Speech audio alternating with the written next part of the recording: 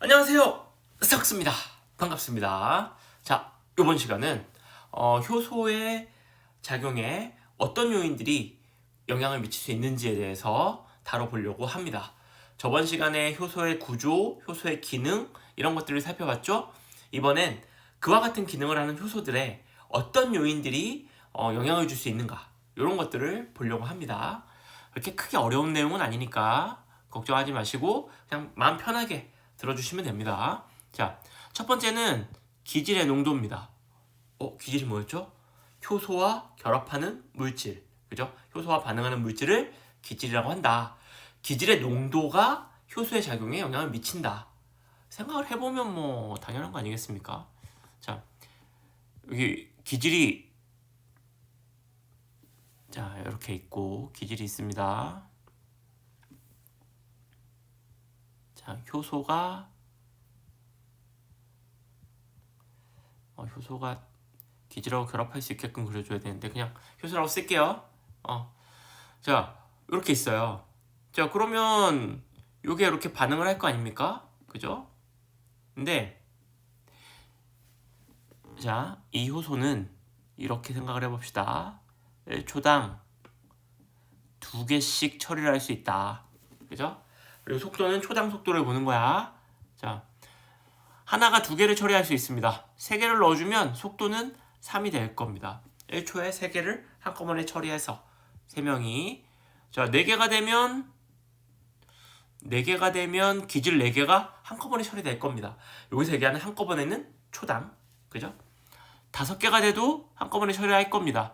왜냐면 얘가 1초에 2개를 동시에 처리해버리고 얘도 2개를 처리해버리고 얘도 그럴 거니까요. 그리고 6개가 되면 그래도 동시에 처리가 될 겁니다. 즉 6개까지는 그죠? 6개까지 늘어날 때 동안 속도는 계속 늘어납니다. 기질이 하나 있을 때는 1, 2개 있을 때는 2, 3개 있을 때는 3, 4개 있을 때는 4, 5개, 5, 6개, 6 됐죠? 7개 있으면 어떻게 되나요? 7개? 7개가 되면은 어떻게 됩니까? 이제 얘가 1초에 2개를 처리하고 이 효소도 2개를 처리하고 이 효소도 2개를 처리하면 이 하나가 남죠? 그러면 저 하나 때문에 요 하나 때문에 시간이 더 필요합니다.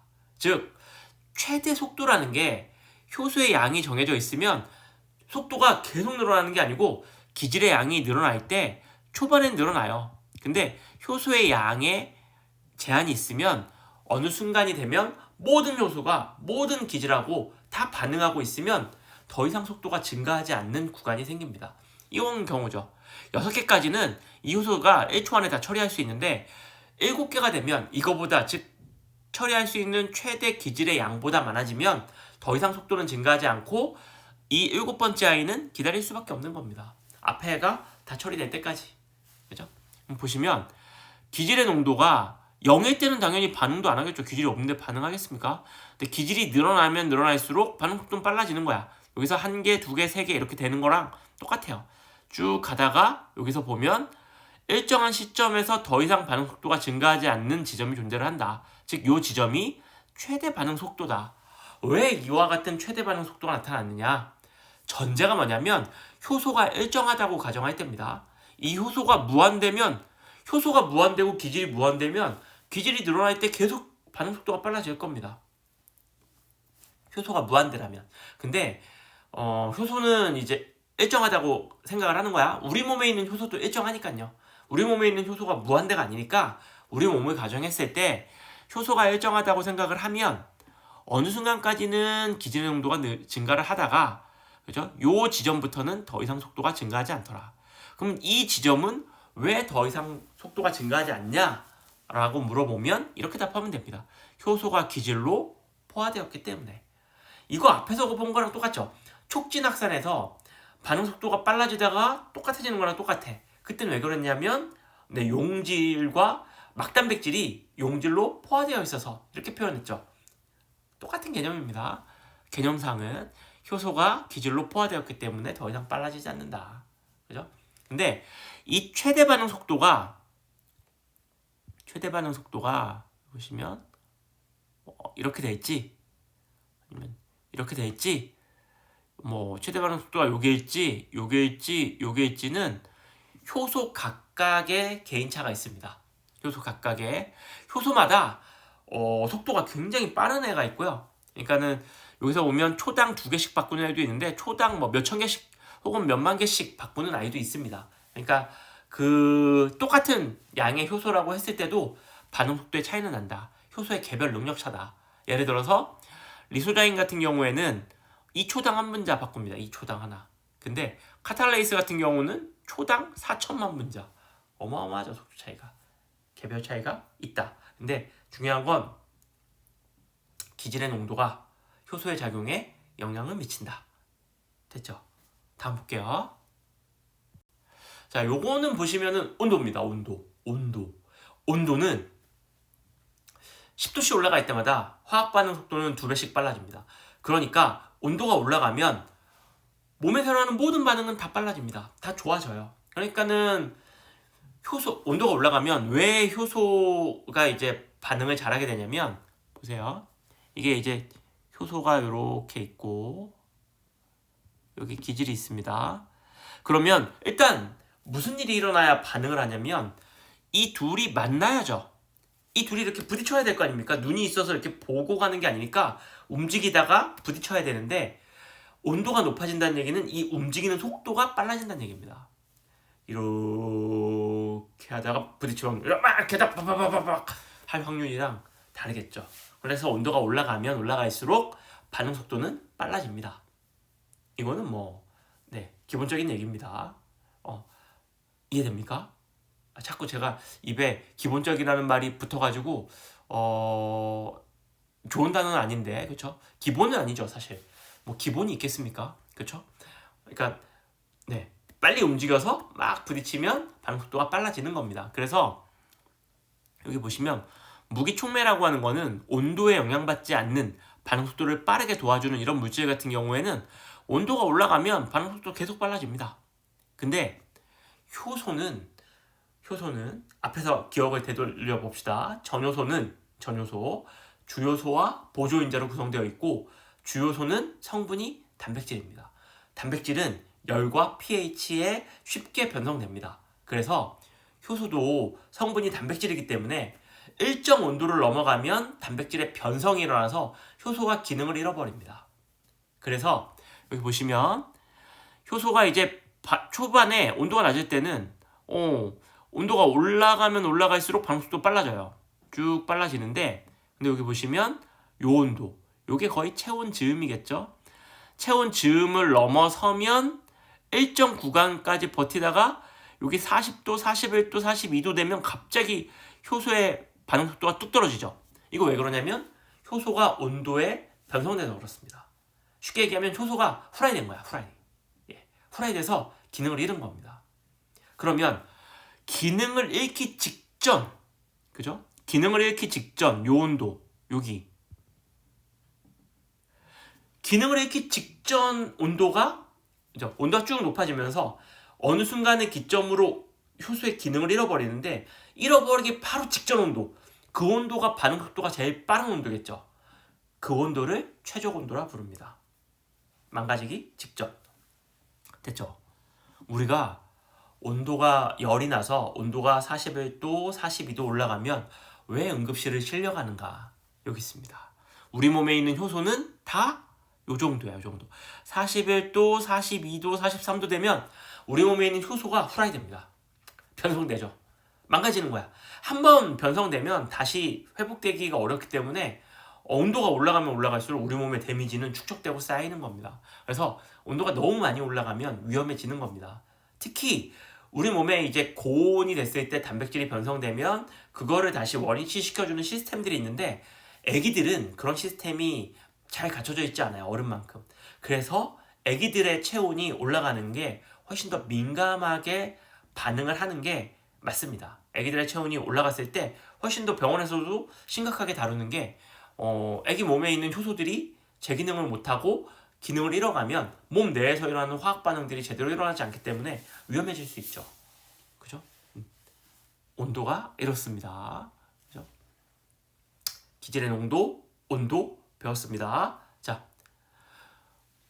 이것도 설명을 해드릴까요? 온도가 높으면 왜 3차원 구조가 변형될까요? 온도가 높으면? 네. 온도가 높으면 이게 이제 아미노산들이 있을 거 아닙니까? 아미노산들이 이렇게.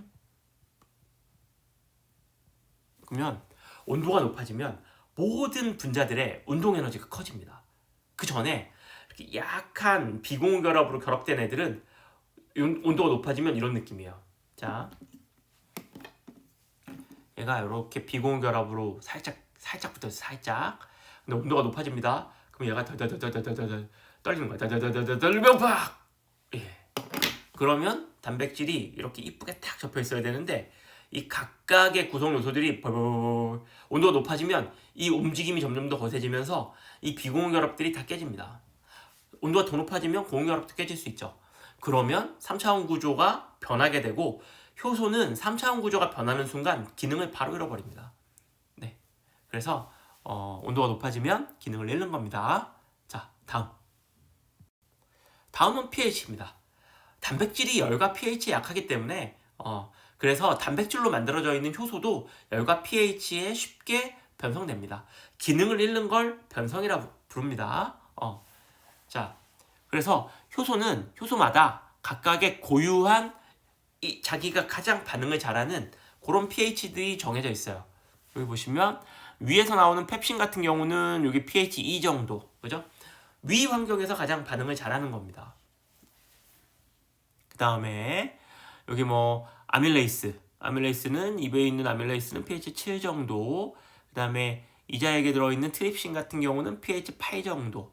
이렇게 효소마다 반응을 잘하는 구간들이 정해져 있고 가장 반응을 잘하는 pH, 요 pH, 펩신은 pH 2 이런 게 최적 pH가 됩니다. 그죠?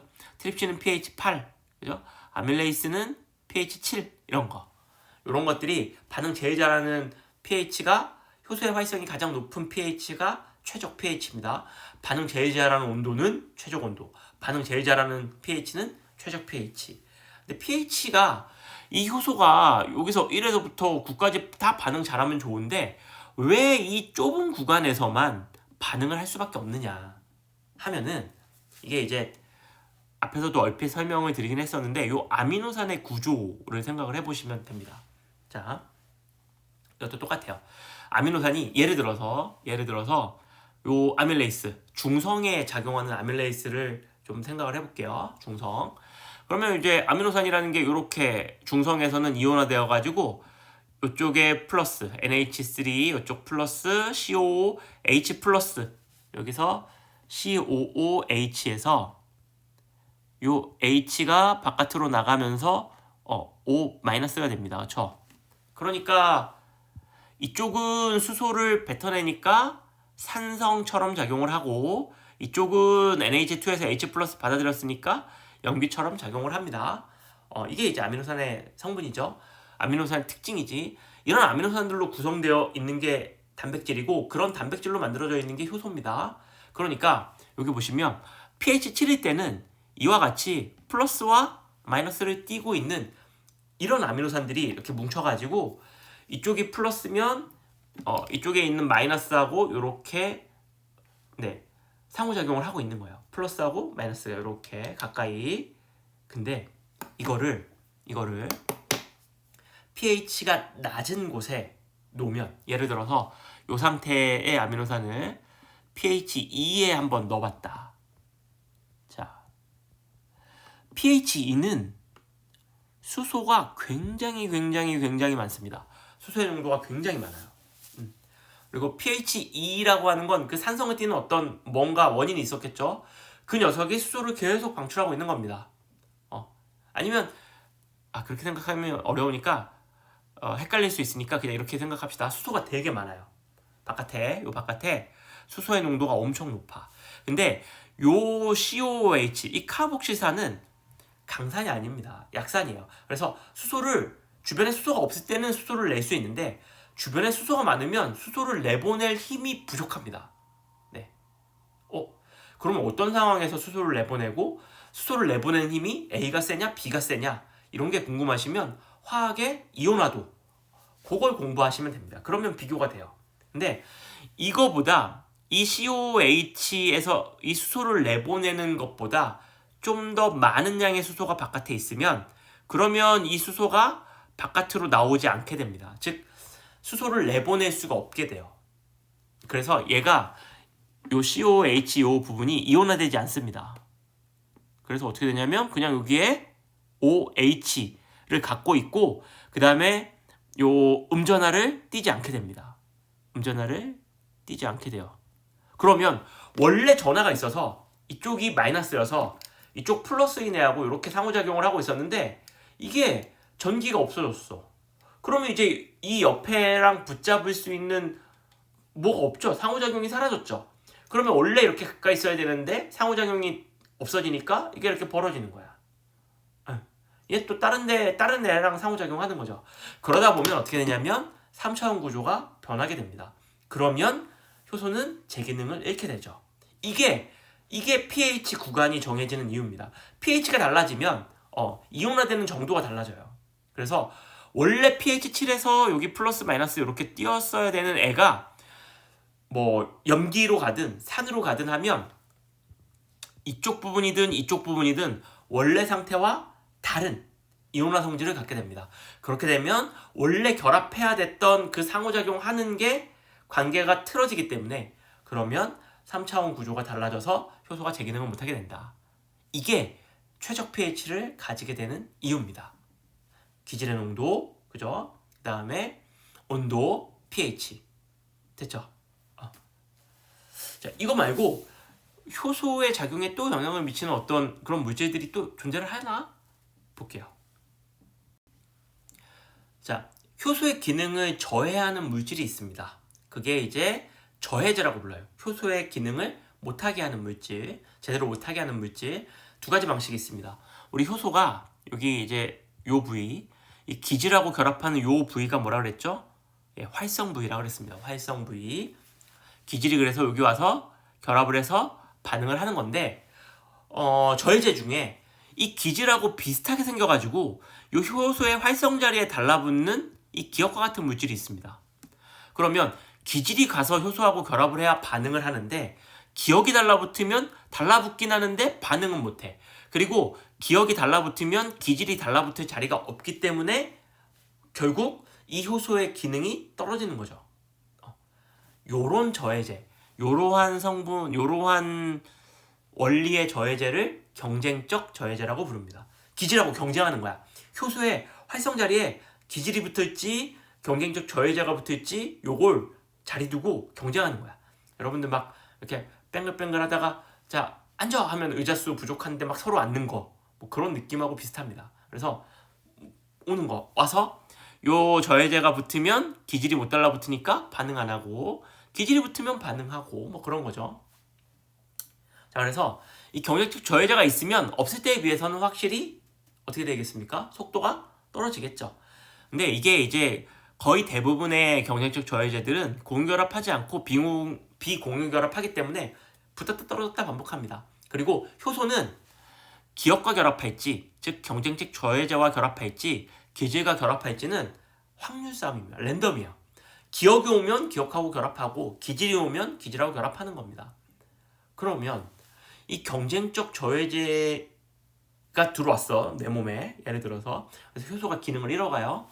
어떻게 하면 이 경쟁적 저해제의 효과를 없앨 수 있을까 생각을 해보시면 효소가 기역과 결합할지 기질과 결합할지는 랜덤이라고 했습니다. 즉 확률이야. 확률을 높이려면 이 주변에 효소 주변에 기질이 맞냐 경쟁적 저해제가 맞냐의 문제입니다. 기질이 1000만 개고 기역이 1개면 이 효소는 저해 반응을 거의 안 하겠죠.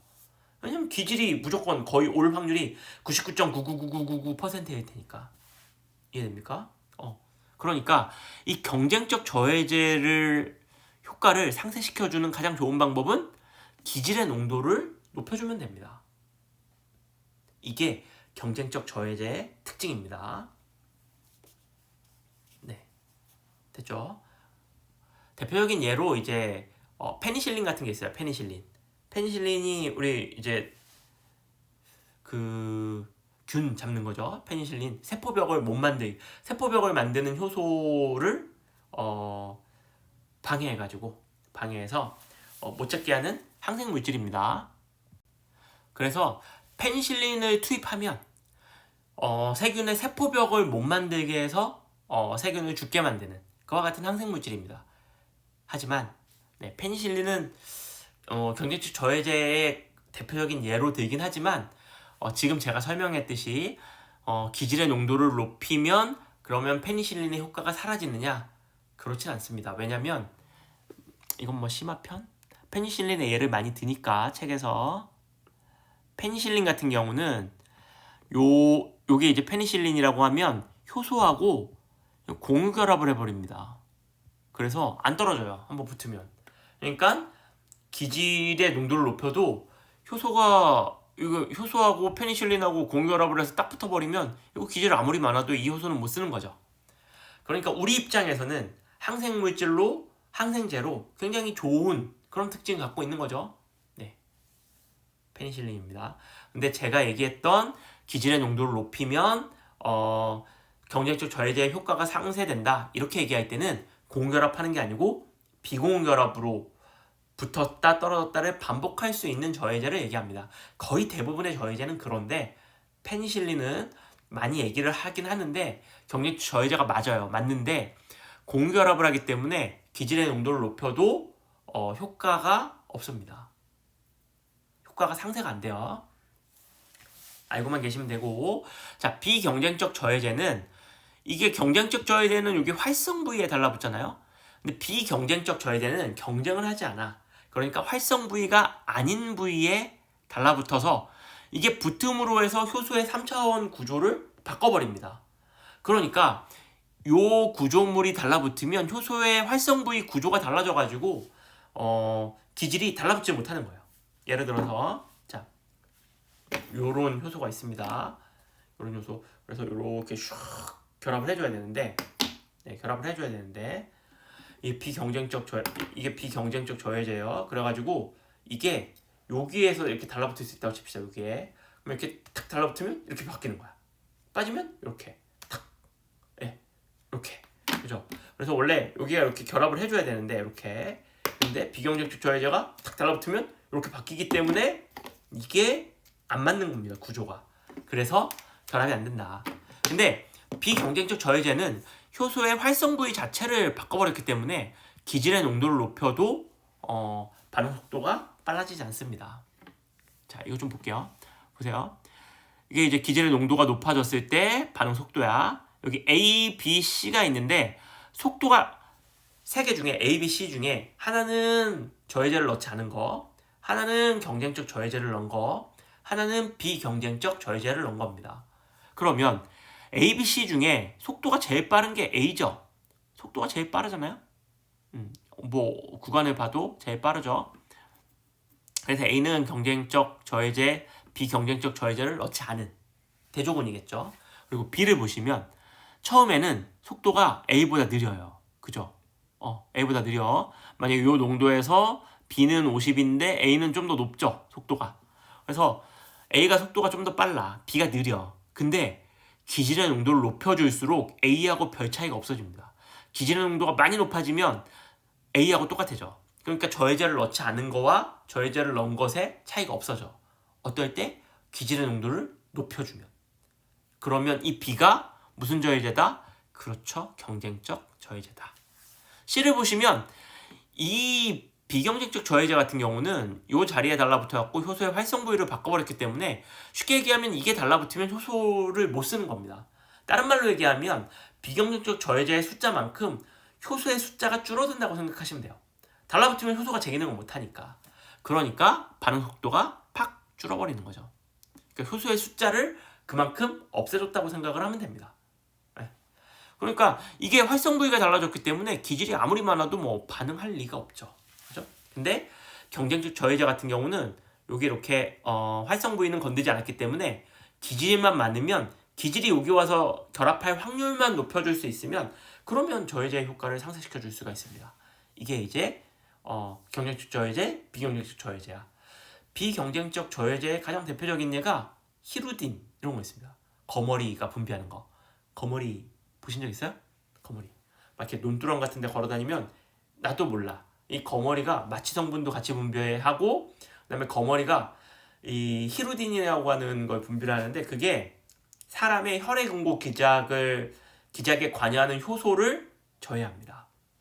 그러니까 혈액 응고가 안 돼. 그래야겠죠. 거머리가 피 빨아먹는데 그 피가 굳어가지고 이게 나오다가 막 안 나오면 짜증 나겠죠. 거머리 입장에서. 그리고 거머리가 피를 빠일 때 우리 주사 맞는 것처럼 아파. 그럼 피를 빠일 수 있겠습니까? 없죠. 그러니까 거머리는 마취약을 도포해. 국소 마취가 됩니다. 그래서 이게 피가 빨리는데 몰라, 사람은 몰라. 그 다음에 혈액을 굳지 않게 하는 물질을 분비해. 효소의 기능을 저해해서 비경쟁적 저해제로 그럼 피가 안 굳고 아주 그냥 맛있는 피를 쭉쭉 먹을 수 있게 되는 거죠. 뭐 삶의 지혜입니다, 그렇죠? 예. 아시겠죠? 그리고 마지막 여기 비경쟁적 저해제가 달라붙는 요 자리, 얘도 비경쟁적 저해제가 아무데나 막 달라붙는 게 아니고 달라붙는 자리가 있습니다. 여기를 알로스테릭 자리라고 부릅니다. 알로스테릭 사이트. 네, 이렇게 불러요. 그냥 알로스테릭은 그냥 알로스테릭이라고 표현하는 책들이 많습니다. 그래서 알로스테릭 자리에 비경쟁적 저해제가 달라붙어서 활성 부위를 변하게 하는 저해제가 비경쟁적 저해제다. 이해하시겠죠? 네, 오늘 수업 여기까지 할게요. 안녕.